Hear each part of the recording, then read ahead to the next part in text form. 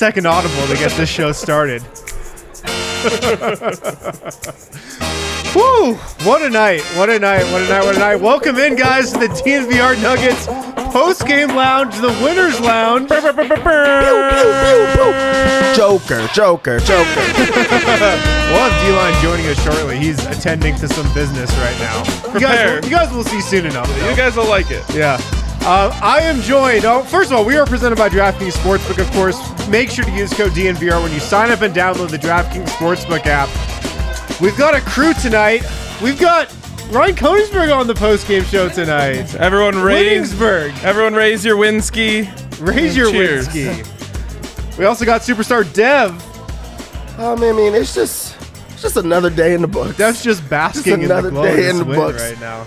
Jokic came back. I mean, there's no way that you could feel bad about anything when you have the MVP in the league playing like the MVP in the league. Yeah. So, very good day. D-Line will join us shortly, too. We got a lot of storylines we can go over tonight.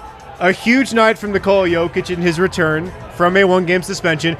Aaron Gordon was unbelievable tonight. His best offensive game by far. And I thought he made life difficult for Trae Young.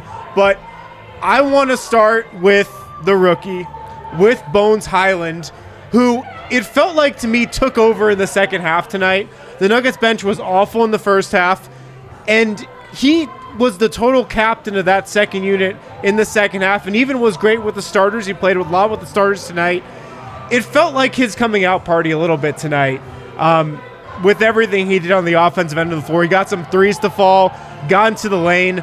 He took over this game, it seemed like, Ryan. I feel like the Nuggets are the official team of if you just love the game of basketball. Like, Bones is out there. He's a rookie, man, and he's playing, like, point guard exactly the way you would want it. He's shooting, obviously, at a solid rate. But the playmaking, I think, is the most underrated part of his game. Everyone knew he could shoot. I can speak for myself saying I didn't know he was going to be able to get just dudes dunks at will. He is very, very special. And I honestly don't know, like, how much longer you can keep him from being a starter, like at least being the sixth man. He's rising up the ranks so fast. And because he's playing the game the right way, he's letting things come to him. He's not forcing. I loved last game that he started utilizing the pump fake because I saw 2 games ago when he was in there, he let one fly. He kind of rushed it. Malone pulled him over and said, hey, pump fake. He's learning. He's taking everything, one game at a time. And he is so special that I honestly don't know how you can't just keep giving him more and more and more. Yeah, one thing that, Ryan, that you talked about is the fact that he's playing the right way. The thing about Bones is right now he's transitioning from being just a role player or just a spark plug to being a part of this rotation and just looking comfortable at all times, playing under control. He also is just making sure that guys are just knowing where he's at all times. That cutting down the baseline and just finding a guy that's just behind the defense for an easy basket, that just like seems to be like a routine type of play for them and one that they're going to often. Just always ahead of the defense, pushes the pace, shows off the dunk today. Like he's so versatile. Like he just does a little bit of everything, and guys just love playing with him, and you could see it. I think he expected to get a little more lift on that dunk attempt.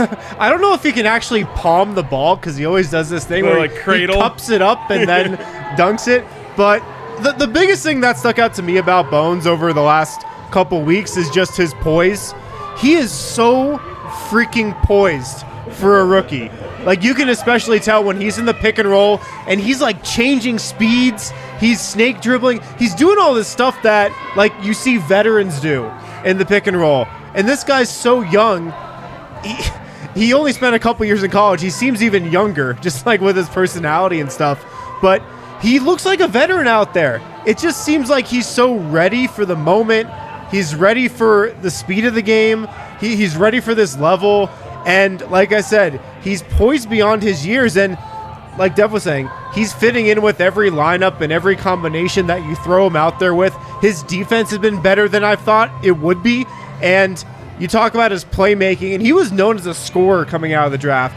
But you talk to like Nuggets people about Bones Hyland, and they're adamant. They're like, he is a better point guard, a better true point guard than anybody gave him credit for coming out of college. They saw that in the scout, and that's been so obvious. He's just setting his teammates up left and right. He's so poised out there. I don't know, and this is probably my favorite play of the night from him, which is a subtle thing that won't show up in the box score. When he gave it back to Jokic consecutive times, and just kept saying, like, I'm going to keep feeding you. Like, I don't know if I've ever seen a Nuggets guard re-enter that many times to Jokic, and it's just like, he's like, you have the matchup. Like, his chemistry with Jokic is crazy. That it's happened this quickly. I want more. I need more of him. Those two on the court together. Yeah. Right back. Hey guys, what's going on? Hey, did you guys catch that Nuggets game? We saw some of it. That's pretty good. We're talking about. Do you know who? Let's see. I'm just based off the gleam in Ryan's whiskey fueled eye. I got to think it's Bones Highland, aka better than Dame Lillard. Dude, why are we better than Trey? Way better than Trey, dude. Trey got shut down tonight by Aaron Gordon. Bones Highland did not get shut down by Aaron Gordon. He actually made Aaron Gordon better. Yeah. Unbelievable. Dev, how more advanced is Bones as like a guy in the pick and roll as a playmaker than you thought he'd be coming in? Yeah, that's what he's excelling in, especially. It's not even the fact that he just looks like a great point guard out there.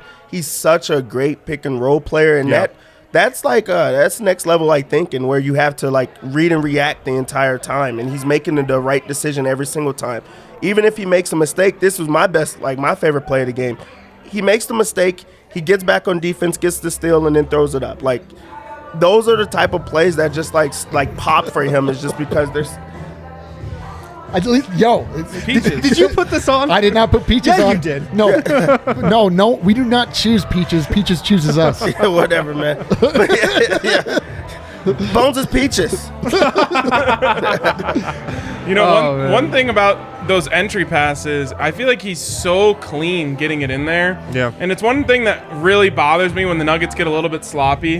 And sometimes they think, like, just toss it in there to Jokic. Well, Bones can use that length of his to make sure he gets a good angle on that entry like a 6'10" wingspan. Right. It's those, like, little things. You mentioned that, he gets blocked and he just gets it back and instantly he's at the rim because he has such long arms. He's blocking shots. Like, I don't know how you can even try to stop the hype on him right now. Like, his game, and I still think there's more to unlock. Sure. Because even though he feels natural, I still don't feel like he's just playing. Right. You know what I mean? Like, he's still thinking a little bit, and I think the more he's out there, the more he's just going to start playing and have everything just happen around him. Adam put this out on Twitter tonight, and I don't want to give him too much credit, but I thought it summed up Bones' night and can't get away from the this type guy. Of player he is perfectly. He said Bones does a great job of blending flashy and fundamental. And it kind of sums up me, Eric Weedham, right? Was that you? Flashy and fundamental over here? You are flashy and fundamental, yeah. But I think back to that fast break Nuggets had tonight where, like, you guys know from the Slack, you're not in our little 5-person Slack group. Jeez, man. But rub it in, why don't you? Something I complain about every game is how NBA teams just settle for 3-pointers on fast breaks. When they have like a 4-on-2 fast break and they get a 3-pointer, and the Nuggets have missed a lot of those 3-pointers this season. But Bones came down, it was like a 3-on-1 fast break. It was him, Jokic, and someone else, and they could just obviously get a layup out of it. Bones took it right to the rim, like jumped in the air and did that little double pump pass around the defender to Jokic. And that's the perfect example of him meshing and blending flashy and fundamental. And he's like this street ball playground guy, but he's also got such a refined game. And he's just so much more polished. He's so polished for like the type of player and how young he is. I agree. It seems like he can still obviously get so much better, but it almost seems like he's getting so much better every game. Every time he's out there. Yeah. He puts up a career high 12 last game. Puts up a career high 15 this game. Yeah. And I just think the more he plays, the more the real Bones we're going to see. And I honestly, I'll ask this to you guys. I didn't see much of his college tape. Like, how much of this fundamental part of his game is due to Michael Malone, due to this coaching staff kind of telling him, hey, look, we love the flashy, but also we want you to make the right play? I would say it goes more so and give credit to him on working on those parts of his game, because at VCU, he was a guy that had the ball in his hands at all time. He didn't have to make those passes because he could shoot it from wherever. He had the ultimate green light. He was the best player on his team. Yeah. Now he's in the NBA, and he's on a team that there's a lot of guys that are better than him. So now he's like, okay, well, what can I do that impacts the game? What can I do to play more? And I feel like he's found a niche, and he knows exactly what is expected of him, and he's bought in as a rookie. Like you talked about with the passing it to Jokic 5-6 times. He knew where the mismatch was, so he was like, I'm going to make sure that I feed him. But he also was smart about, I'm going to do it to Jokic. I'm going to make sure that guy wants to play alongside me as well. And when I have the opportunity, I'm going to knock down my shot, or I'm going to try to make plays happen. And Jokic loves that. So I feel like he just understands like the moment and what is expected of him, and that just goes a long way. Yeah, and we saw him his first NBA action at Summer League, and like he immediately had like a connection between he and Bol. Like he immediately it's not even like he is being coached into it. It's like what Dev is saying. Like he just understands that what is required of him. It's like his maturity it's ridiculous. When Bones was first cracking the rotation a couple weeks ago, or it was like a week ago, I don't even know. But I asked Malone, like, how do you toe the line of letting him play his game? Because Bones, like, he's liable to go out there and launch a 30-footer 5 seconds into the shot clock. How do you toe the line of letting him do that, but also playing within the offense? And Malone just said, I got to let Bones be Bones. So I think most of it, you got to give the credit to Bones. Like, he's had this in him, and he's kind of adjusted his game a little to fit around what the Nuggets do, fit around Nikola Jokic, but also get his own offense, because the storyline with the bench is, like, the bench sucks until Bones takes control of it. And I feel like I would be remiss not to mention his relationship with the crowd, which is building so quickly. Like, not only does he know he's a fan favorite, he had the quote the other day where he's like, I know I'm a fan favorite, I can feel it already. Yeah. But, he's getting the crowd pumped up. And then even, like, I feel like that transition 3 that he hit tonight, he could almost feel it. Like, he if I senses hit the moment. this, the place is going to explode. He senses the moment the same way Jamal does on those pull-up threes. Yeah, with him, you could just tell that every time he's on the court, he feels like he's trying to prove not only like his teammates, like, right or anything like that, but you could just tell he's playing with a lot on his shoulders. It's not even a chip. It's just like a sense of pride of, I want everybody to know that I'm here and I'm not going anywhere. I feel like every single time it's just that joy, and also just like he said, it's like that gleam in the eye. Everybody is excited when he's out on the court. Even if he's not playing well, he's playing well because he's giving his all, and everybody else around him like feels that momentum and energy. Playing with joy. Look at him, like he just has a smile. I just feel good. Yeah. The thought of Bones just makes me feel good, and he's like totally rewarding that. Like everything that we like keep hyping him up, and like somehow he makes it like more hype. Yeah. It's the best. It's the best. I think Bones was the lead storyline tonight. I want to move quickly to Nikola Jokic. 22 points, speaking of 19 rebounds, 10 assists, and speaking of which, we got a new shirt, guys. Ooh. We got a new shirt. Look at that beauty. Nikola Jokic ties Larry Bird, in triple doubles tonight. We felt like we needed to put this out now, but joke around and find out, guys. Joke around and find out. Don't mess with the king. Don't mess with him. No, dude. You take shots at the king, or take shots at the joke. You best not miss, right? Yeah, you best not miss. Marquise Or Morris, you best not immediately turn your back Jay and walk Crowder, away. missed. Devin Booker, missed. 0 for 3. And he adds, of course, to his tour, right? Because when they started the show tonight, they're saying, like, Clint Capella, one of the guys in the league who's had the most success against the Joker. Every single time. I just really, it's a bit at this point. He probably is just like, you know what? I'm just going to destroy everybody. It doesn't even matter if you guys think he could guard me or not. He can't. So, like, if you have a guy like that, especially who's as, like, talented as he is, and also has so many years of, like, not being respected, he has that edge to him. Like, every single time out, and not only do I feel like I'm the best, I'm going to prove to you guys that I'm the best. And he's really dominating every single center. Like, has there been a center matchup that, like, has beat him, like, recently? No. Can't think of it. No. So every time out, he's just dominate him, and it's just like, keep sending me more. Yeah. Feed me. I mean, he's not only the best player in the league, I think he's, one of the toughest players in the league too. And that's kind of what this shirt represents. Like, you will try to poke the bear. Guys will try to poke the bear because, like we talked about earlier on TDSP, it's literally the only way you can beat Nikola Jokic is by getting him ejected from the game. That's it. It's over. It's it. But everybody's finding out now when you poke the Joker. Joke around and find out, baby. Joke around and find out. You're going to get it. Tonight was awesome because he's in his bag when he shoots the actual jump hook. Like, he doesn't really go to that unless he is just feeling it. And it's funny because I feel like he could shoot it every time down the floor. Yeah. But he's so good with his post moves that he's able to get such easier buckets. And early in the game, he hits two of the jump hooks. And it's just like, man, he wants to show everyone, like, I'm back, I'm on the floor, and I'm going to take over this game. And I feel like his rebounding is so underrated. Like, everyone's talking about how he's improved immensely on defense. Mm-hmm. And his rebounding, like, it doesn't even feel like he's necessarily doing anything differently. He's just like, all right, I guess I'll just go get more rebounds now. Like, what do you feel? They have 19 I gotta go get tonight? some more rebounds right now. Or 18 or 19 rebounds. Like 19 rebounds. Literally a disgusting number. I don't know if I've ever seen 19. His rebounding is insane. That's his third time this season he's had 19 rebounds. Like, I don't remember a time before this that any Nuggets ever had 19 Let me rebounds. just read you off some of his rebounding games this season. Mozgov and he had 99, and Fareed. right? Yes.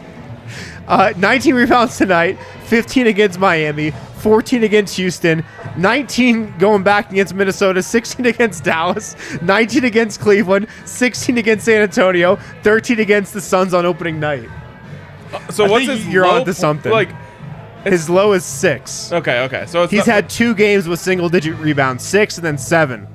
And then just ridiculous stat after ridiculous stat. Yeah. He is affecting the game in so many new ways this year. And everyone keeps talking, they're not going to want to give the MVP to him, this, that, and the other thing. Eventually, they're not going to have a choice. If he continues to play at this rate, I know they aren't going to have a choice but to give him the MVP. You have no choice because you take him out of it. There's not a guy that's even going to be in consideration for like an all-star.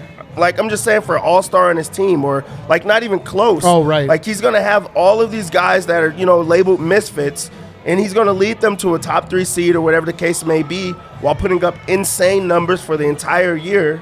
And that's just what he is. And he doesn't, so much is expected of him. He doesn't say anything back. Other guys are starting to like get better around him. Maybe they start getting the recognition that they deserve, but every single night he brings it, and it's like it's about time he gets the respect that he deserves. Let's hit king of the game real quick, Kale. It came up. Yeah. It's Jokic. Oh, interesting. 22 points, 19 rebounds, 10 assists, and honestly, he could have had a much better offensive night because he went 1 of 8 from 3. Maybe, definitely one of his worst 3-point shooting performances ever. This team and their relationship with the 3-point line is troubling. Like, this is like, as well as things are going for the Denver Nuggets, like the ability to hit the 3 ball in today's modern NBA feels to be important. Like, and it's like, it's abysmal. Like, no one can hit a goddamn 3. Will was like 0 for 7.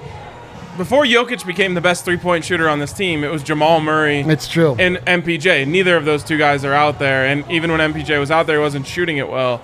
You expect, eventually MPJ's going to come back and start hitting them. I mean, that was the thought, right? MPJ not been right all year from behind. Like, just no one has. Bones came in cold.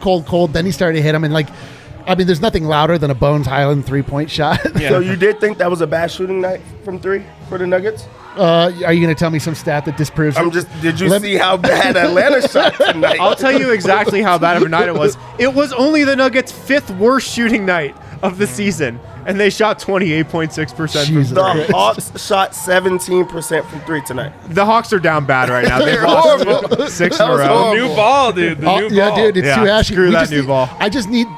it's important for me that when they mention the Hawks' current losing streak, they mention the Nuggets playing at the Nuggets home as another obvious loss. Like, what are you going to do? They played Brooklyn, Utah, Denver. Now we can get back on track and play Orlando or something. Yeah. But it wasn't surprising, I don't think, that Jokic took a lot of threes tonight. When they play a rim protector, like when they play Rudy Gobert, he always likes to shoot a lot of threes, and he was really letting it fly tonight. He had, I think, 4 in the first quarter, finished 8 with 8 of them, only hit 1. But he does that against rim protectors. He likes to stretch out the defense. And it doesn't matter if he makes them or not. Right, right. They have to honor it. And then that opens more cutting lanes and whatnot, and he had 10 assists tonight, of course. Tied Larry Bird in triple-doubles. But, yeah, a solid night from Jokic. Look, Nuggets got 105 points tonight. That's good for this team. Well, and unders in the NBA are hitting at like a near 70% clip right now. Yeah. So what used to be like, oh, you expect to score 120 points on a good offensive night, that's coming down this year. I have to attribute it to the new ball. The new ball, another big thing is that the rules. The officials are just letting the guys play. Like, they're just calling way less fouls. And it's not even just the cheap stuff, like the cheap Trae Young stuff. It's just the contact, the physicality, just a more physical game this year. And this is doubly advantageous to the Nuggets because, one, their best player isn't all about shooting jump shots if it is the new ball. And two, he's never gotten the calls anyway, so he wasn't relying his game on getting those calls. Yeah. Yeah. That's a great point. So a great night for Jokic as well. I want to move to the guy who I thought was arguably the top storyline as well. But Aaron Gordon was great tonight, Dude, you guys. How many of the top storylines can we have? We're 3 in. There now. were 3 contenders for the top storyline tonight. But Aaron Gordon, he was awesome. I'll say this. Trae Young finished with 30 points tonight. 9 of 16 from the field, shot better than 50% from 3. Shot better than 50% from the field. I felt like Trae Young had to work for everything he got tonight, and that's a testament to Aaron Gordon. I thought Aaron Gordon was really good defensively. And then offensively, he had his best season, or his best night by far this season. 23 points, 7 of 11 from the field, 3 of 5 from 3, 6 of 6 from the line. He had 3 blocks, 2 steals. He was everywhere tonight. Ryan, what did you think of Gordon's night as a whole? I mean, it's so great to see, especially like if you think of how Mike Malone feels about this. You know, coaches always want to tell guys, get the defense right and the offense will come. Yeah. And that's exactly what this night was to me. Like, if you would have told me before the game that he's going to start on Trae Young, I would have said, okay, he's probably going to exert a lot of energy on that side of the floor, and the offense won't be there for him. But it was. And to get both of those things in the same night, like, that's a superstar caliber performance. It was? From Aaron Gordon to put the clamps on one side. And I love the idea of starting him on Trae, because as you and I were kind of talking at the very beginning of the game, it's like, don't let him get hot. Yeah. Don't give him any reason to believe that he's going to have a night tonight. Aaron Gordon goes out there, puts the clamps on him, makes, like you said, everything he does difficult, and then he goes on the other side and gets buckets, and that's big time stuff. Mm-hmm. All right, so I can't say he put the clamps on him. I just can't. I didn't say he put the clamps on him. I said he made it everything difficult. Yeah, he did make it difficult. Yeah. But I love the fact that he was engaged offensively. He knew that he had mismatches. He also ran the floor, so he's getting more comfortable on that side of the floor. Also, for them to have to throw him out there, especially to start the game this early in the season on a point guard that's shifty, that, you know, gets everyone else involved and just can score in those type of ways, you know, it's going to be hard to slow down a player like Trae Young. But having a power forward be able to step out and guard a point guard, you know, to start out the season, that's big. And he did make life difficult. Also, we already know that Trae Young has been, you know, complaining with the rest of those type of players about physicality. Having a guy out there that's physical with him from jump ball, that just, like, sets up, like, the mind frame and just, like, slows down things, because it's like, hey, if you do anything tonight, you got to know that you are going to get felt. Like, even if you go and get your own, you're gonna work, and everybody else around you is not gonna get it so easy. So, great game from Aaron Gordon, and also he looks like he's the best shooter on the team right now. That's actually the worst part about the Nuggets right now. He has 3 threes tonight. The Nuggets as a team hit 10. Dude, it is crazy that they put him on the point guard.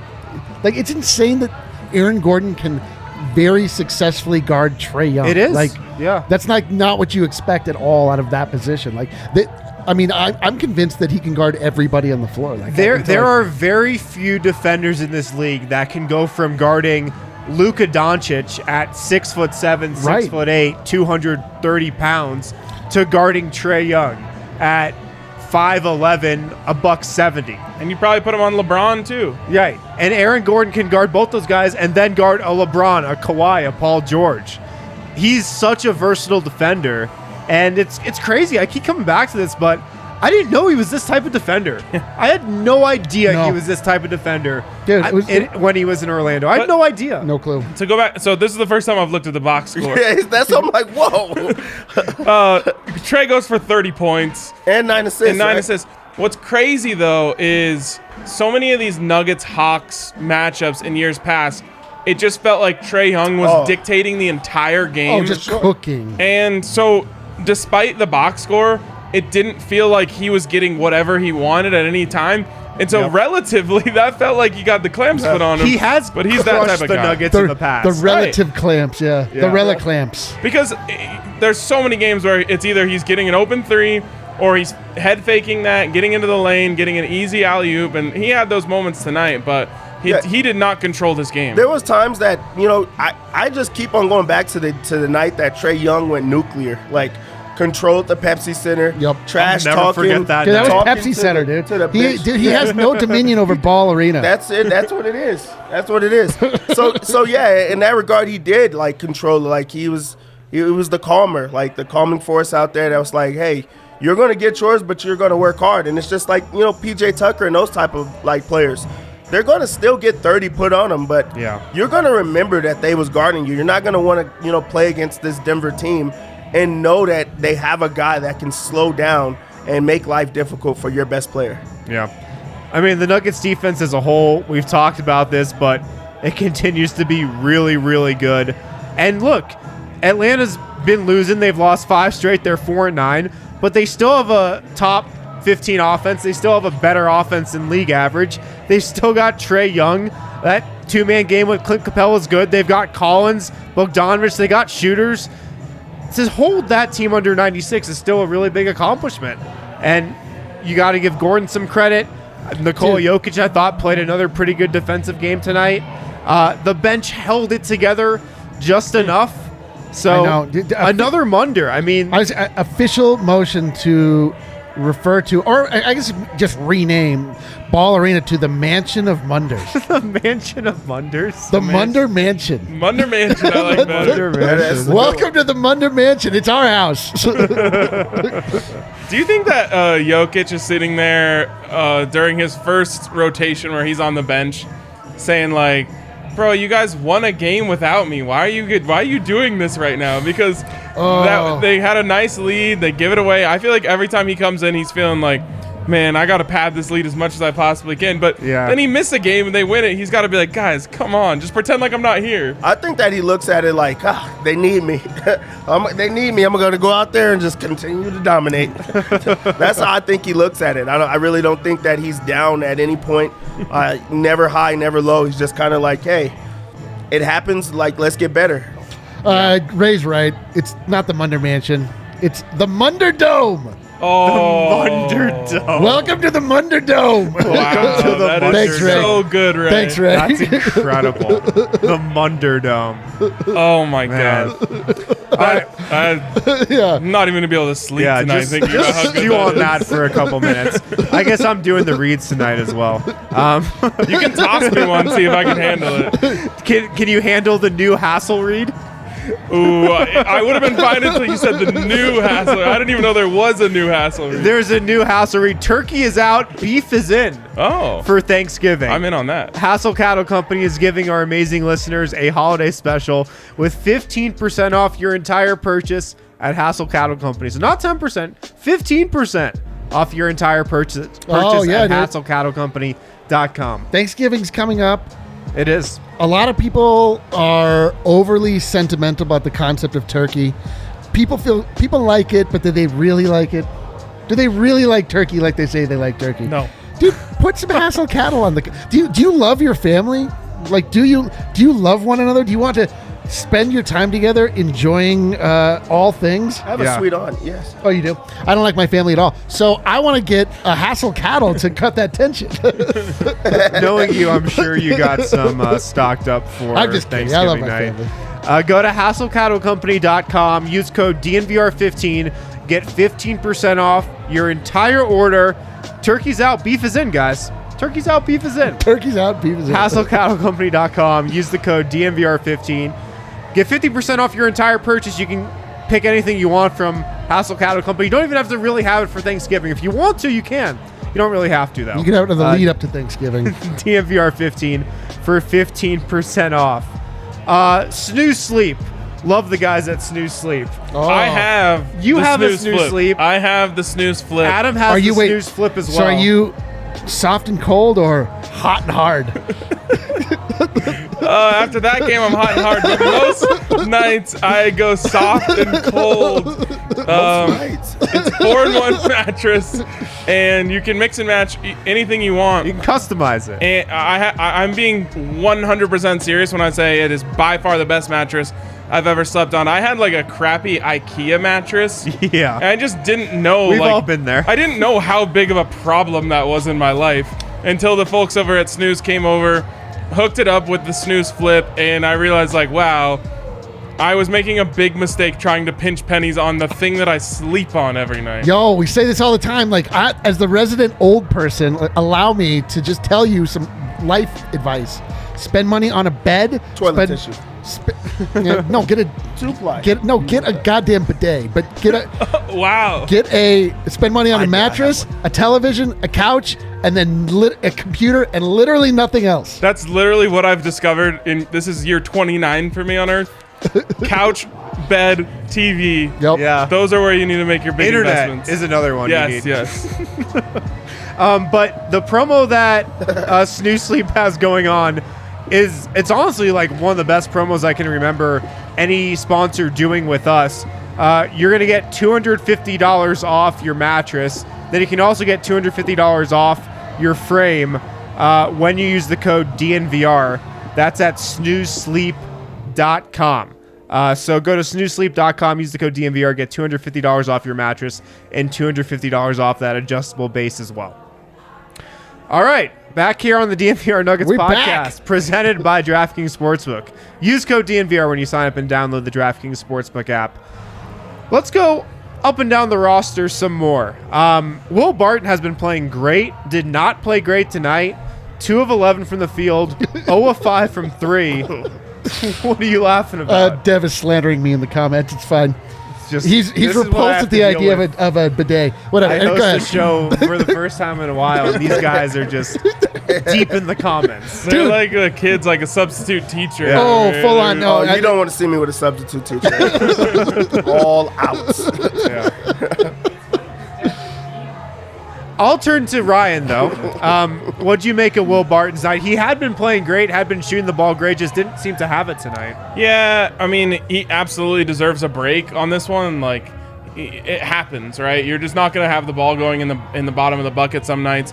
And I meant to mention this when we were talking about AG, but that's what makes AG's performance so important to this game. Like, you know, as a team that doesn't have Jamal Murray, that you're going to need guys to step up. Then you lose MPJ as well. And it's like, okay, well, Jokic kind of can do it on his own. Yeah. But in reality, he cannot do it all on his own. So you've been hanging on Will Barton a lot this season. You can't expect that on an every single night basis. Tonight, he just didn't have it, and those nights happen. But I feel like that makes AG's performance that much more important, that much more valuable. Yeah. Yeah, you can kind of see it. Like last night, Will knew that like it was on him. It was and his he night. stepped up, and it was just like you saw it in his eyes. And like tonight, he immediately started to defer to Nikola Jokic, the greatest player on earth, which is I agree with that move of his. But you could Yeah, like if you don't agree could with just that, you're casual. But you could just like see that it was like he just didn't have that like confident Juice. He didn't have the juice. He was juiceless. He was out there juiceless. But all the same, like, you know, even when Will Barton is not hitting shots, like he's still impactful. He's just this is the season of redemption for Will Barton. It's great. Like I love that. Freaking Like hope so. I mean, I love that we're like not like just constantly have to bat down like guys, Will is not as bad as you're saying. Like he's good. He's the people's champ. Like, yo, this is like Will Barton is like an integral part of this team, and you see it. Like you're starting to see it night after night. And you're right. Like MPJ going down. MPJ has not played a good game this entire season, right? Like the Nuggets were struggling with MPJ, and MPJ is the player that we were all expecting to really make the leap and, you know, play to the level of the contract he was just given. But it turns out like Will Barton, should we have maxed Will Barton? Like Will Barton is sneaky on one of the best contracts in the NBA. $15 million a year. One of the best contracts in the NBA. And also with this game, you know, you're not going to be down on them because the Nuggets won, but also coming off of a big, 30-point performance and being the focal point of the offense, this was like a calibration game where he had to get back to himself. Like they got, Jokic back. That's who they're going to run their offense to. It's not as much pressure on them, not even pressure. It's just like not giving Will the ball every single time down, which he's really comfortable at. So he had to get back in the flow. Shots just didn't fall in this game, but he did everything else that you want him to do, and he's going to have off nights. Yeah. I don't want to be a downer, but I just want to make sure I'm on record about this. I'm a little concerned about his minutes. Like, these are his last 5 games, 40, 37, 35, 34, 35. I'm just a little concerned, but I don't want to dwell too much on it. He's been great this season, and the Nuggets have needed to play him a lot because nobody's been able to score other than Nikola Jokic. Bones is here to save that. Bones can save that, yes, and we've always said Bones is like mini Thrill, so maybe I've said he's literally Dame Lillard. Or that. Another development that happened tonight, Malone, I don't think it was a surprise, but continued to roll with Jeff Green. He started, actually had a pretty good night when all things were said and done. And then JaMychal Green off the bench, no Zeke Naji. And look, I've been like the Zeke Naji guy. I feel like I'm like, what's the problem with throwing him out there for one game? See how he does. Well, he has the best game of his career. I'm like, we should be getting this guy minutes. We should be playing him. It seemed like when the bench was on the floor in the first half, what Zeke Naji did so well 2 nights ago, rolling to the rim, just being that presence in the paint, they weren't getting that at all with the second unit in the first half. And it was the same old story. They were settling left and right. Nobody was really getting into the paint other than Bones for a couple times. I felt like they could have used Zeke tonight. I was a little upset that he didn't play. I wasn't surprised, but just a little upset. Would you give him some of JaMychal Green's minutes? Yeah. Oh, yeah, dude. Because I feel like JaMychal, first of all, he's never seen an illegal screen he didn't like. He is. I feel bad for him on the illegal screens, man. You think he would not like any of them, but he likes all of them. I feel bad for him because it's not like he's setting screens differently than he has for his entire career. Yeah. They're just calling him differently. It reminds me of, and also you get a reputation for it. People start looking out, right? Reminds me of, like Garrett Bowles when he got into a bad cycle with the Broncos. It was like, the refs are just going to key in on you because you're now the holding guy. Well, he's now the illegal screen guy, so they're just going to watch everything he does. But when he's not hitting shots, he's really only bringing one thing, right? And that's rebounding, and he does a good job of that. But you feel like you can get some of that same stuff from Zeke and maybe a little more energy. Yeah. JaMychal played, so bad that now I question if it was just him out of the Dos Verdes lineup, because Jeff Green gets into the starting lineup and he plays well. This was a really big night for him, which he got the Nuggets started. He's a rim roller. He dunks the ball, like different than everyone else on the team. He's going to attack. He's just going to play above the rim. He also gets to the free throw line and knocks that down. He knocks down his three-pointer. Like he did exactly what you want from him, and he's been playing really well alongside Jokic, and that is something that really we're not talking about a lot, just because of the fact that they're winning. They're playing well with him in that lineup. Then there's JaMychal. He goes and gets 5 fouls in 12 minutes. He set an illegal screen after illegal screen. He's just out on the court. He did have 5 fouls in 13 minutes tonight. Are we really advocating for El Solo Verde? He needs to stay by himself. And also, that's why we talk about give Zeke Naji some time, at least until JaMychal starts to get it going. At least 6 minutes. Play him in smaller spurts or whatever the case may be. All I'm saying is that dynamic of the second unit looked totally different when Zeke was in there with Bones. It's true. And then tonight in the first half, it looked the same as it did, in every game before Wednesday. Is that a chemistry thing too, potentially, in terms of Bones, like in the preseason, running with that, secondary, or what would you call it, reserve unit? Oh, and probably absolutely. getting plenty of minutes with Zeke. Absolutely. I mean, Bones and Zeke played all summer together. Summer League, yep. They were in the gym all offseason together at Summer League. Although even though Zeke didn't play well, they still played together. Well, but Zeke came late. Zeke, I don't know if they developed any chemistry in Summer League. I don't Sure looked like it the other night. But if you in Summer League to watch the two of them play together, maybe not as much in actual you just games mean like at Summer League. practices. Those two guys were in the gym this offseason, really probably more than almost anyone else on the roster. So they've just been around each other forever. And like you said, Ryan, there's a thing that happens at games where 3 hours before the game, before anybody goes out for warm-ups, the end of the bench plays 3-on-3 full court together. Yep. So it's like Bull, Marcus Howard, Zeke. I'm sure Bones is in these. Whoever else you want to throw in there. Maybe Facu. I bet PJ Dozier or Austin Rivers gets in those too. But those guys play a lot of 3-on-3 together before every game pretty much. And after practice a lot too. So they do get a lot of reps next to one another. So I think it's definitely something. It is crazy though, Zeke has one good game. We're he's the greatest player on the bench. I want to see him play a little bit more, especially without. That's all we're asking for. I know, but especially as traumatizing as all of his appearances were leading up to this last game. But the last game was great. No denying. Yeah. The last guy I got a note on tonight is PJ Dozier. Don't have much on Monte. Don't have much on Austin Rivers. Austin Rivers was pretty bad tonight. PJ Dozier, he's been rebounding the ball really well. Had a big offensive rebound tonight. And he hit his threes. He was 2 of 3 from 3, 5 of 8 from the field.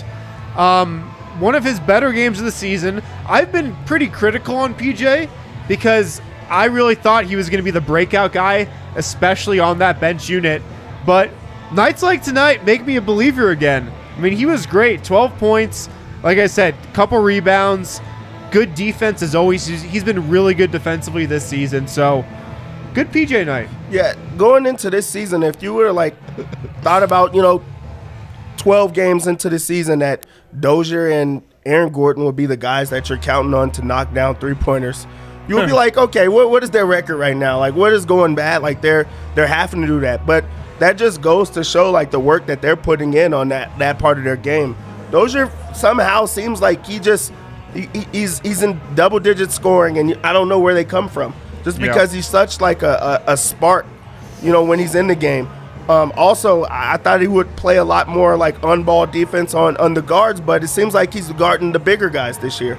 So just having a Swiss Army knife that you could use at different times and, throwing them into the rotation and just give minutes for Aaron Gordon off of, the primary guy. Dozier just kind of does a little bit of everything. He started out slow, but he's starting to come on, and you're starting to see those minutes get better. Yeah. I really thought he would sustain another injury too. When he ran off the court, he looked did bad tweak there for a something minute tonight, but stayed in the game. He stayed in the game, but then he still looked a little tentative to me after that. But he was hitting his threes. You're right. PJ Dozier is. To me, he just represents exactly what you just said, Dev. That guy that can kind of do whatever. He's got the length. He can his shot can get really hot. We've seen it.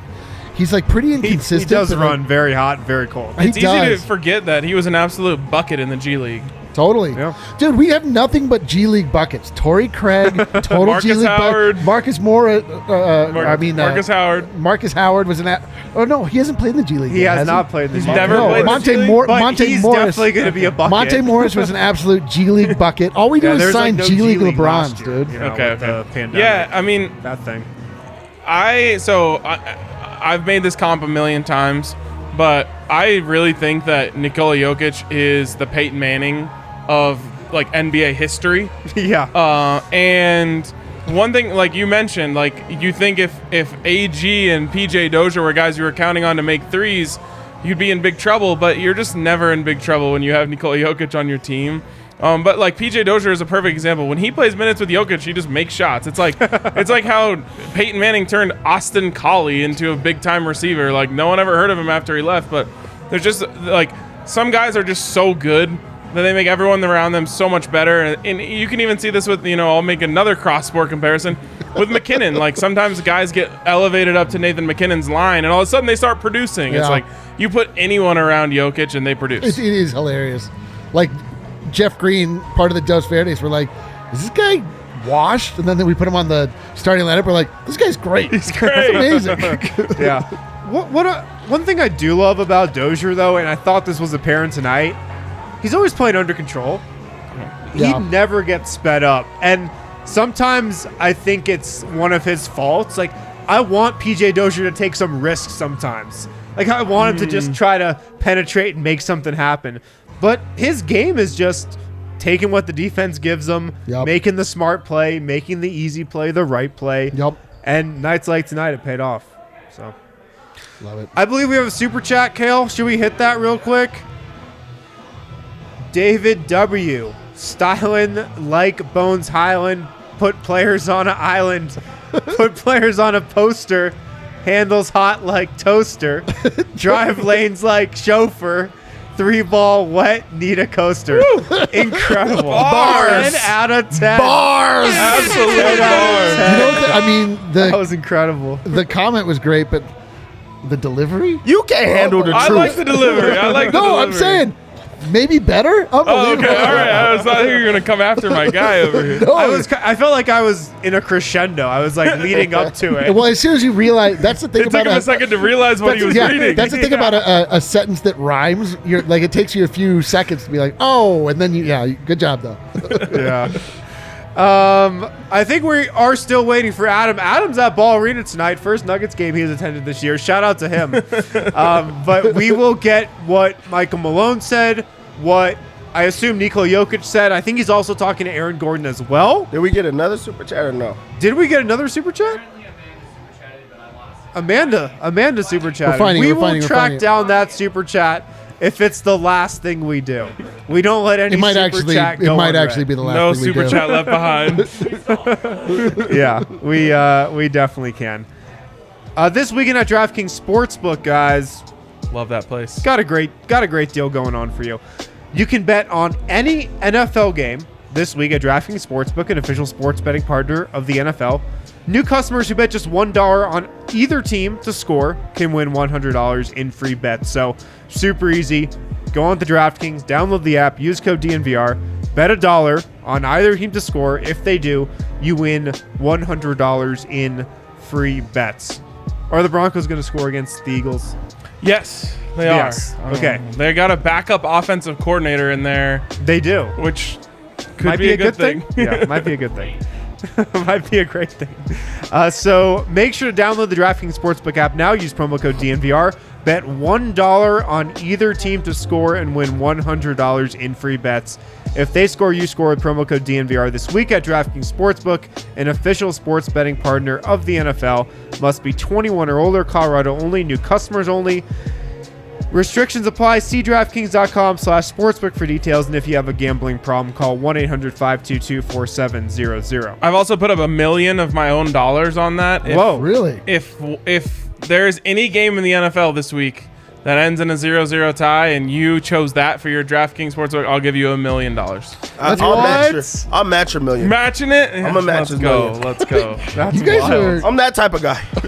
There has been no 0-0 ties in the NFL since 1943. But there's until been tomorrow or on Sunday. It has happened.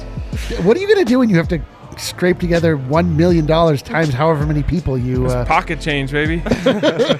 All right. Speaking of the Broncos, if you pop into the DNVR Tailgate this Sunday at Mile High, you're going to get sexy pizza. Oh, So All good. you can eat sexy pizza, garlic knots.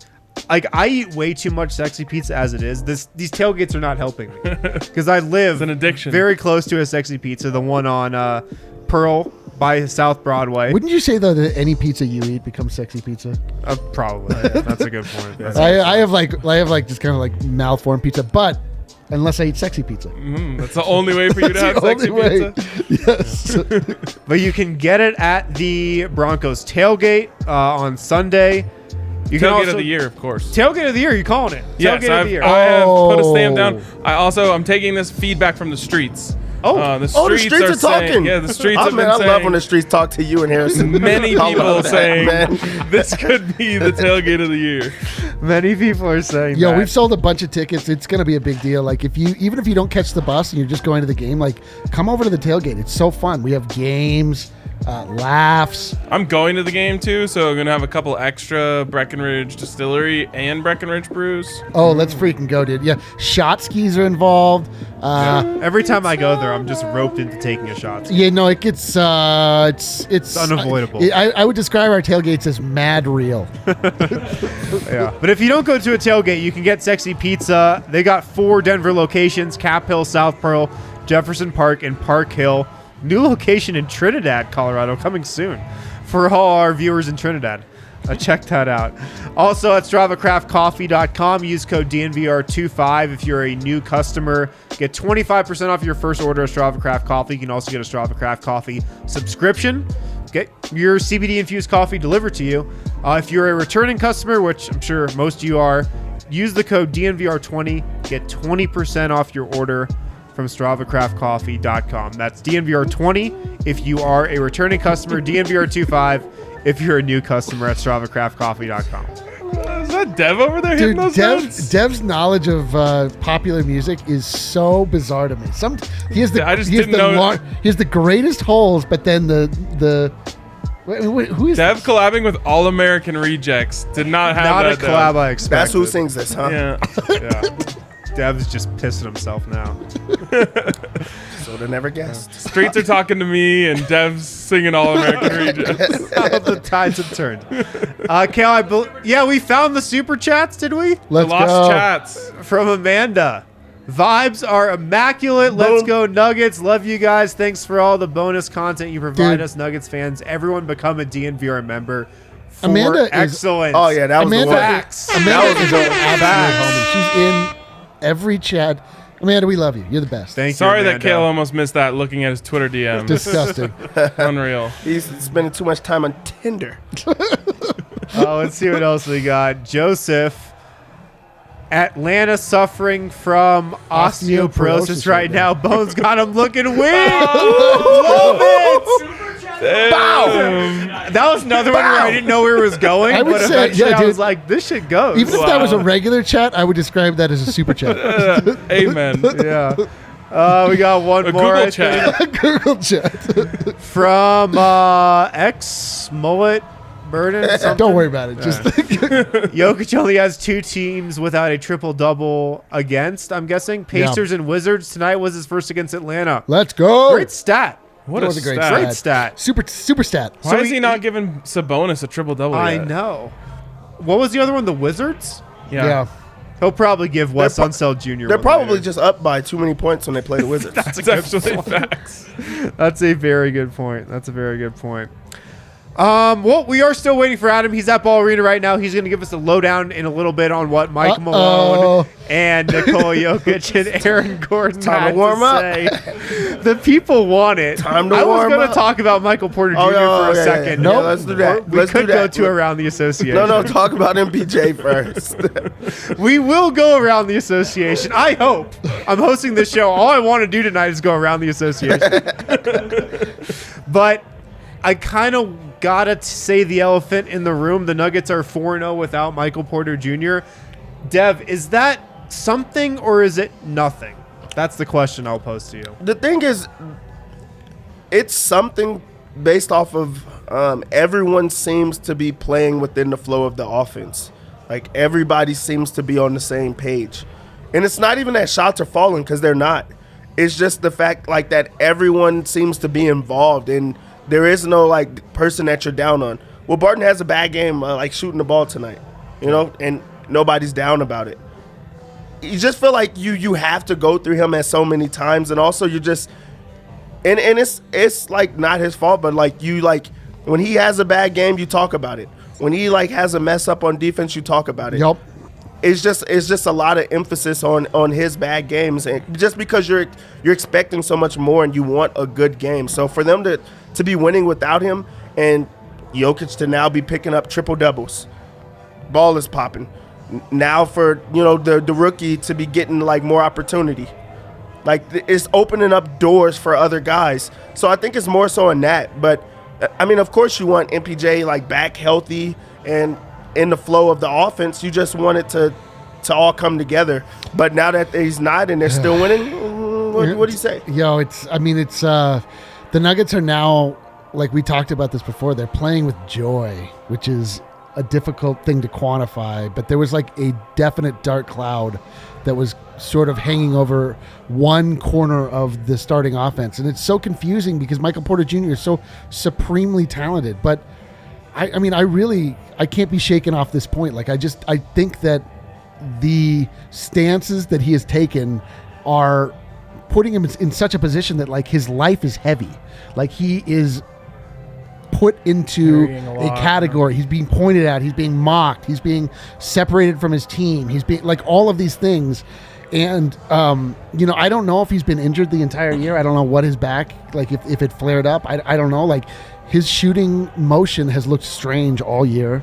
Like he's not getting his feet set in the same way that he was. Although, frankly, that wasn't a problem last year. He was always like kind of like twisting in the air and just hitting stuff. Like it's very I weird. think it's a confidence thing with him. It's a confidence thing. It's also like, potentially like the weight of expectation. Once you sign that deal, everybody's talking about you now as a, like not even on the Nuggets, but just around the association. Everyone's mentioning Michael Porter Jr. is like, yo, that's a max player. Like DA didn't get a max deal. Michael Porter Jr. got a max deal. And like, I just felt the heaviness around Michael Porter Jr. I'm really hoping that like, this time off is like allowing him to sort of like clear his head, because I agree with you. It's like it's confidence and it's mental. I'll take the pure basketball side of this, and you guys can speak to this better, but in basketball, all five guys need to be connected. Yep. And I think in these last few games, all five guys are connected. On both ends of the floor, they're working together in a way that feels like they're all connected. And when MPJ's out there, he sometimes breaks the chain. And when he's making shots and playing well, it just doesn't matter. He's that good that he transcends needing to be a part of the chain. Yeah. But now that when he wasn't playing well, it was hurting a lot. And now that he's out of there, you have the chain reconnected, and I think it's helping this team a lot. I hope that maybe from watching the way that this team has played since he's been out, he sort of realizes, hey, I gotta join the chain when I get back out there. Yeah. I agree with all those points. They look more connected right now over these last couple games. And I know people in the comments are probably going to get me for this. They're technically 3-0, but he got hurt in the first quarter of that Rockets game. So I'm counting it as 4-0. Oh, they're taking it to you in the comments. I'm sure they're like, these are big sticklers on accuracy. Harrison and his alternative facts. They're like, oh, man, the things I'm reading. Kale, block these people. But they do look more connected. They are playing with more joy. I agree with all that stuff. And it's translated to 4 straight wins. Nuggets could go 5-0 on this homestand. They got one more against Portland on Sunday. That'd be wild. If you were to tell me that Michael Porter Jr. would go out with a mysterious back injury and the Nuggets would then go 5-0 on a homestand, I would have been like, either Nikola Jokic is way better than he was last year, which he is, or like you're crazy. One of the two. Turns out nothing matters as long as you have Jokic. Yeah, I know. It's hilarious. The funny I mean, we've mentioned this in our personal Slack channel. You wouldn't know about it, but I'll give I'll give you along with the rest of the people a summary. It's funny, or maybe this is whatever. It's basketball. If you just have the best player, like somehow it like kind of works out. Like we spend a lot of time like worrying about. Not a lot of other sports are like that. No. But there's only ever 5 guys on the floor at any given time, and the weight that one player can carry, you can just go back to him over and over and over. It's pretty remarkable. And when you have a player as dominant as Nikola Jokic, we'll spend 10 minutes talking about PJ Dozier, but like, like, doesn't matter. Like, it's just we've got Jokic. Yeah, they have the best player in the league. It's unbelievable. Well, is it about that time? Oh my God, where are we going, dude? On ATA? Should we go around Let's go around the association. Are you going to take us around the I association? can take you guys around Okay. the association. Hey, just start where everybody wants to hear about. Just talk about that blowout. What blowout? Oh, I There haven't we even go. seen Let's this. go. Dude, we Guys. we are going around the association ourselves right now for the first time. Yeah, we're going to the West Coast to start things out. The Timberwolves are blowing out the Los Angeles Lakers. Is this What? the game you're talking about? Yeah. Yes, of Wow. course. They're up 97-64 in the beginning of the fourth quarter. Wow. The Timberwolves are back after getting shunned by the Nuggets. D'Angelo Russell is taking it to his old team. Taking it to 22 me. points, 7 assists, 5 rebounds. Karl Anthony Towns has 29. Can't D'Angelo Russell technically take it to his old team on any It night? just every night. Jeff Green. Every night we should say that Jeff Green Yeah. took it to his old team. Taking it to his. You know who's having a peak night? Carmelo Anthony. Oh God damn. Do you want to know what his line is? what? 1 of 12. Yeah, that sounds right. Somehow the Lakers have gotten to a point. Wait. Russell Westbrook is a minus 40. Russell Westbrook is a minus 40 in 27 minutes. Oh my! The Lakers. And he's done for the night, so that's his final line, I bet. The Lakers have somehow gotten themselves to a point where they go as Carmelo goes. Oh my! And Carmelo's been playing like the That's- best basketball he has in 5 years. Yo, I'm gonna need a minute. He's My- going Minus down to 40. Is that a record? no, it can't be a record. Nobody talked to me for like 5 minutes. I remember when the Rockets lost by like 57 or something like that. Yeah. It was like a bad Like one. Trevor Reeves was like a minus 60. Wow. Minus 40 and 27, that's hard to do. Yeah, that's bad. And then Malik Monk, who everybody swore was so good, best shooter ever, even though we've seen him in the league, he's a minus 27. He got scored on every single moment that he was on the court. Wow.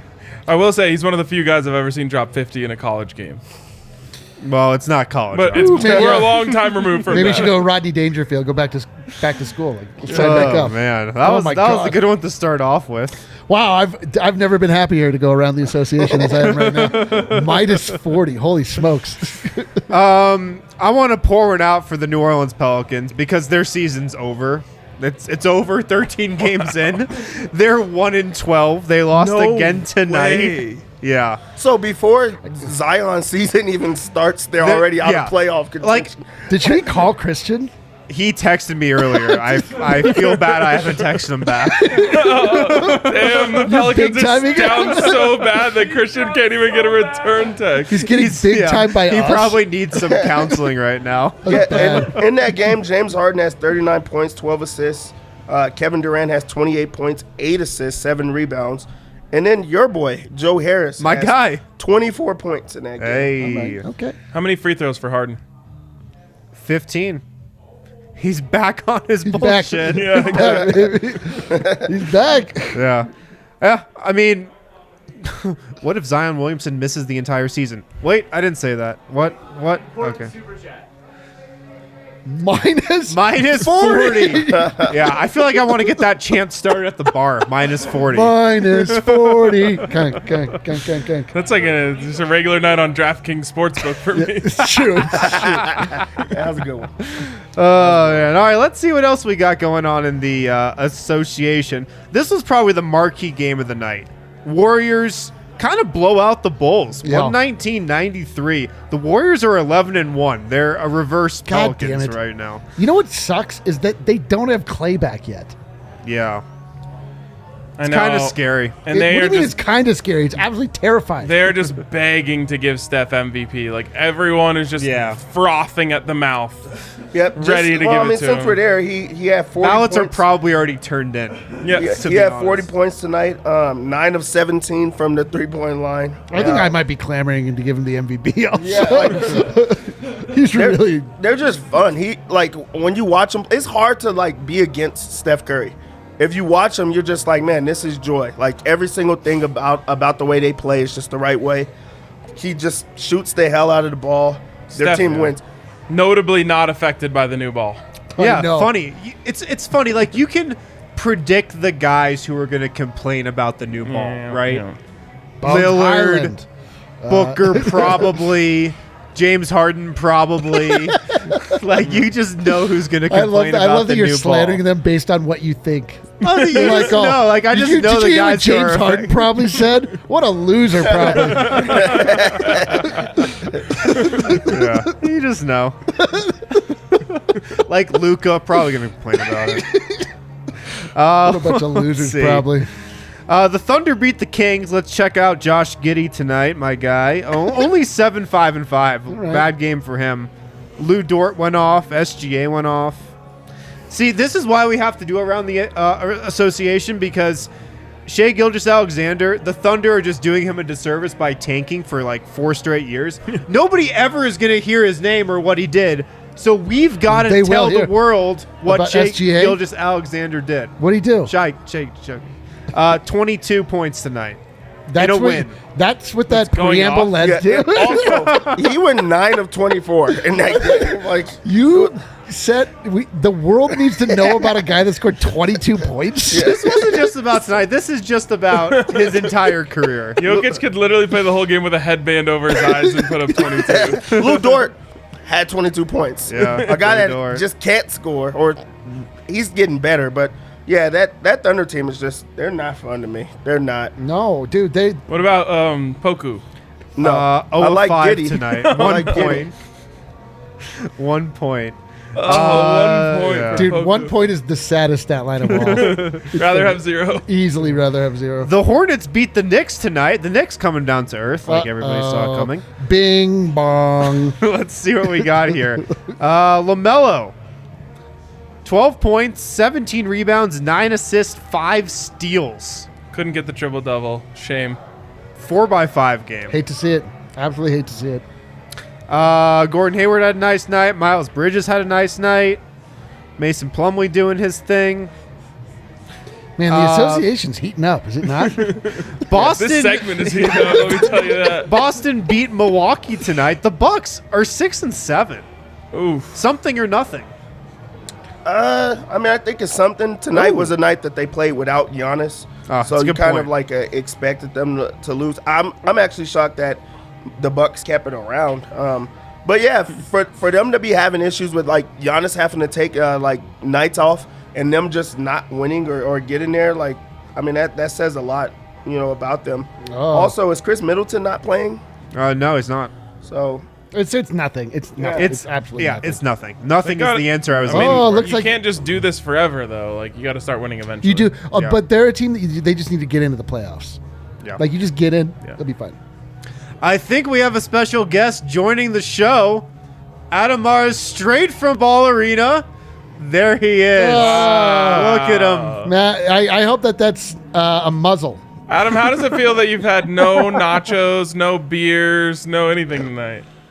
It's been rough, man. I'm not going to lie. It's been really rough. But I did. You guys, I don't know how many people know this. This is my first time back for a game at Ball Arena since March of 2020. So almost 2 years. Let's give him a medal, everyone. Let's give him a trophy. No, seriously, though, this was, it was pretty great to be back here and kind of get to see the atmosphere Friday night game. It was pretty great. What was the loudest moment of tonight? Was it when Bones was going? I mean, this is actually, you know what? It was probably when Bones hit that last three-pointer and the crowd erupted. But a very close, noteworthy second was when he checked out of the game. When he checked out, it was I would call it an awkward standing ovation. Like, some people wanted to give him a standing, but everybody was pretty hyped. I love that because I like that the crowd recognizes how well Bones is playing, but I also don't like that because I wanted him to be out there for a little longer. Yeah.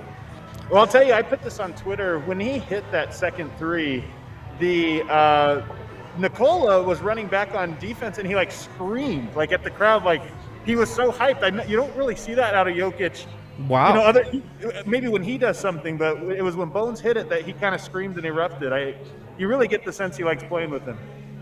Wow. More. I need more, Adam. Absolutely more Bones love and that. We need All right. more Bones. Well, you were there. You're at the post-game pressers. How was Michael Malone after this one? Man, I'll tell you, it's really hard to take notes during this. I have a newfound respect, Harrison. You're getting a raise. This is very, very difficult. So Michael Malone, we'll start with him. This is, I think, the 10th time he has referenced Bones having big balls. That's his go-to for Bones. Well, the last time he mentioned it, Wow, you were really inside the locker room. I think the last time he mentioned it, he didn't play the next game. So, I mean, he obviously really enjoys this guy. He said it's been a tremendous homestand so far. He wanted to call it the whole homestand, and then mentioned obviously keeping another opponent under 100 points, and so many guys playing the right way. And different guys stepping up, but it's always the right style of basketball. So, yeah, that's what we talked about. Adam is frozen right now. Oh, there you go. Now you're back. You're back. You're back. I'm back. No, Malone is just as happy as a clam right now with the way the team is playing. This is I would say the Malone ideal basketball team right now. How they're defending. And how the team just doesn't really make selfish plays. Adam, what do you think of the Munder Dome as the new name for Ball Arena?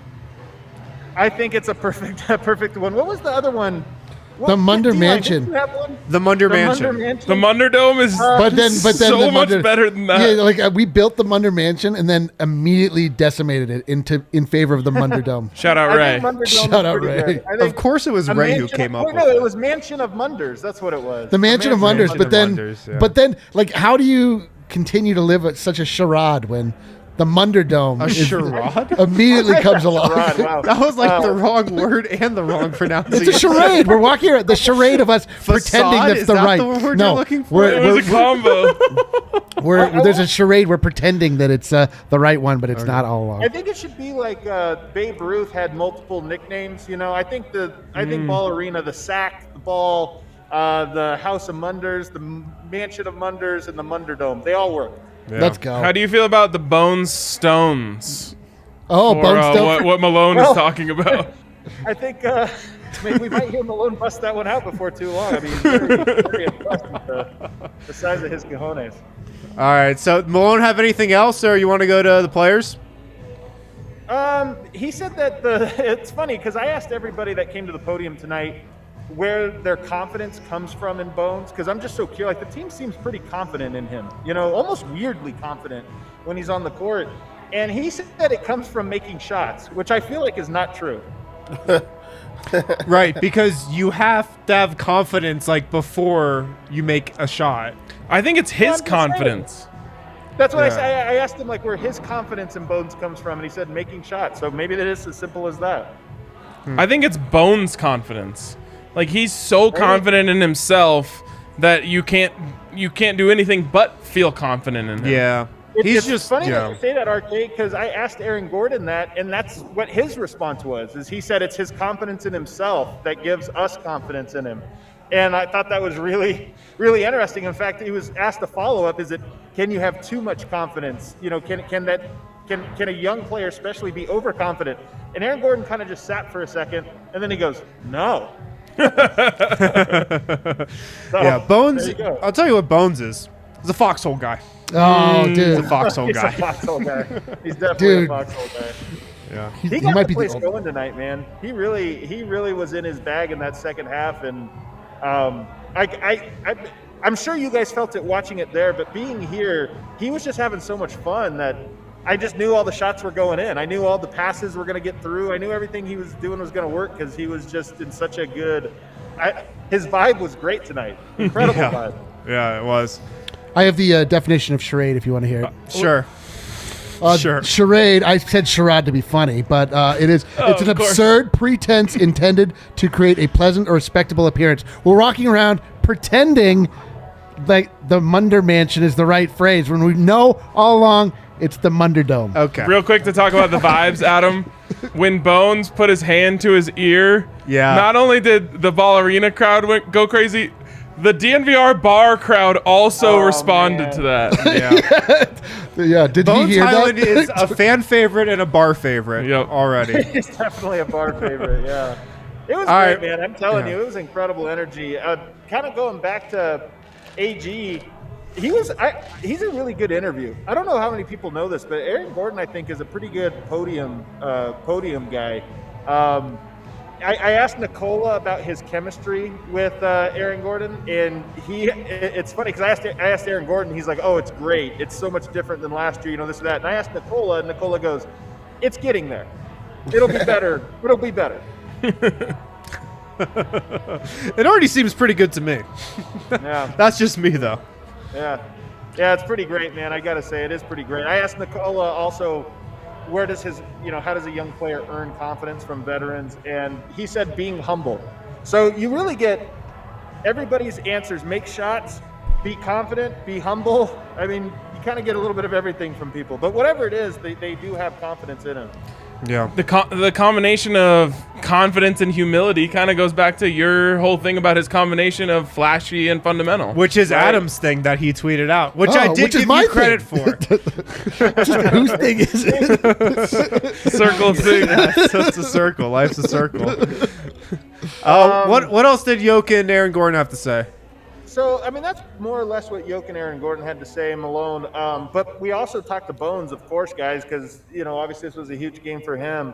And he was great tonight, too. I mean, first off the top, he said this was the most fun he's had in the league so far. Like, tonight was by far the most fun game he's had, which I think obviously was his best game. He did say it loves playing with Jokic. Just the game is coming so easy to him when he's with Jokic, and he's learning so many different things from him.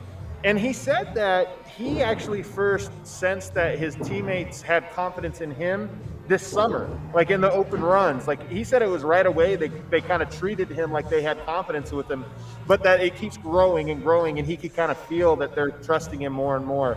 And that they keep telling him just relax, be yourself. Like he says he gets a lot of confidence from the fact that they're not asking him to do anything. They're just telling him just to do his own thing. So I honestly feel like his confidence is through the roof, and he hasn't. The one thing he hasn't done well so far this year is really shoot the ball. And tonight, 3 made threes is a career high.